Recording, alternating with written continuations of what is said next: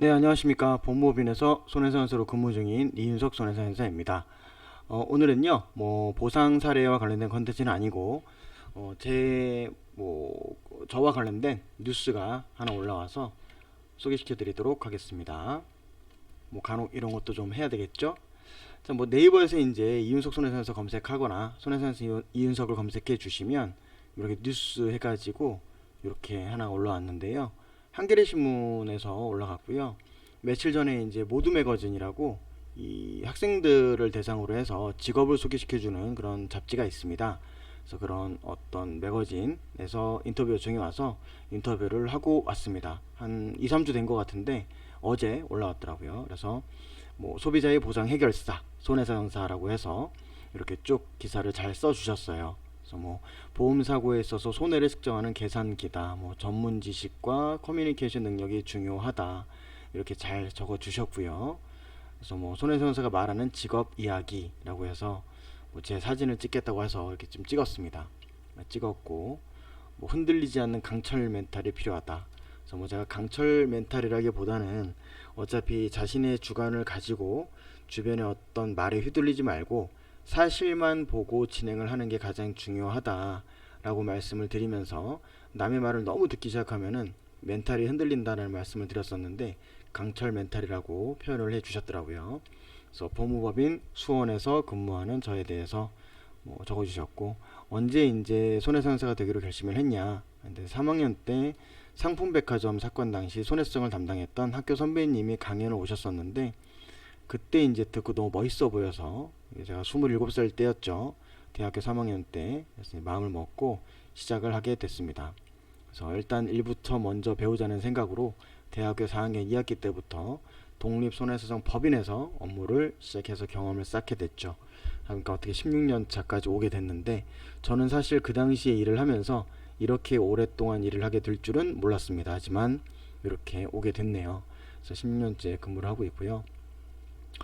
인터뷰할 때 어떤 사건이 기억에 남느냐라고 물어보셔가지고 몇 가지 말씀을 드렸었는데, 그 중에서 의정부 아파트 화재 사건이 좀 크게 났었던 적이 있었죠. 그 사건과 관련돼서 아파트 2층에서 뛰어내린 여성분이 계셨습니다. 그래서 그분에 대한 후유장애를 진행을 해드렸었는데 하반신 마비가 되셨었거든요. 그래서 그분에 대한 사건 말씀을 드렸더니 그 사건을 기사에 실어주셨네요. 그리고 어떤 분야가 필요하냐. 그래서 아무래도 신체 손해배상사는 의학 관련 지식이 꼭 있어야지만이 후유장애라든가 후유증과 관련돼서 예상이 가능하기 때문에 이런 부분들에 대해서 말씀을 드렸었고요. 직업 전망은 어떨 것 같나. 그래서 제가 재물 손해배상이 오히려 유명해질 거다. 신체 손해배상사보다는 재물이 좀 더 유망해질 것 같다라고 말씀을 드렸었고요. 예전에 제가 어렸을 때는 사우디아라비아 중동 쪽으로 파견을 많이 갔잖아요. 그때 근로자 사고가 많다 보니까 그 당시에는 근제보험과 관련된 손해배상사분들이 좀 되게 많았었어요. 그러다가 뜸해지기 시작했죠. 뜸해지면서 이제는 자동차 쪽 손해배상사들이 많아졌죠. 현재까지. 근데 앞으로 이제 자동차 쪽보다는 재물 쪽으로 좀 더 많아지지 않을까라는 예상을 해봅니다. 자율주행과도 연관이 있죠. 그래서 업무 현장에서 면담을 하는 거라든가 이런 내용들에 대해서 쭉 이렇게 글을 잘 써주셨습니다. 네, 그래서 모두 매거진 잘 써주셔서 감사드리고요.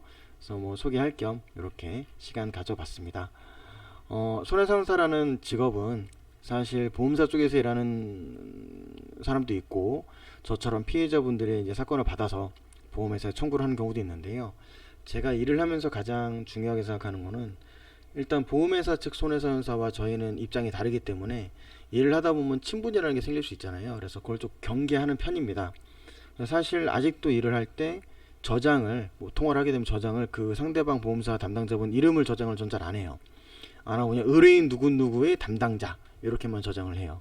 그렇게 해야지만이 나중에 혹시 그분이 또 전화번호 저장하는 과정에서 딱 봤는데 저장이 돼 있다. 아, 옛날에 했던 분이었구나 라는 거 안다 하더라도 일단 이름을 제가 기억을 못하니까, 이름을 모르니까 약간 거리감이 좀 생기는 것 같고요. 그리고 일단 이미지만 남아요. 아, 굉장히 빡빡하게 했었다. 이분은 빡빡했기 때문에 그때 굉장히 내가 고생했었는데 이번에 또 한번 제대로 해줘야 되겠다. 이런 생각, 못된 생각인가요?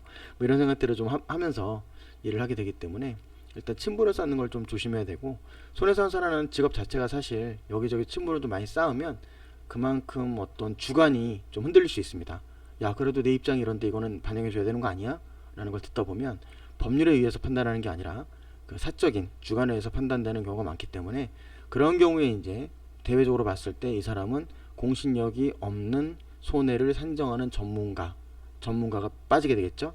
그렇게 될 수 있습니다. 그래서 언제나 좀 공정성을 유지하기 위해서는 혼자 외롭게 있는 직업이 손해상한사라는 직업 같아요. 그래서 오늘 뭐 간단하게나마 제 기사에 대해서 자화자찬하는 시간을 가져왔습니다. 오늘도 좋은 하루 되십시오.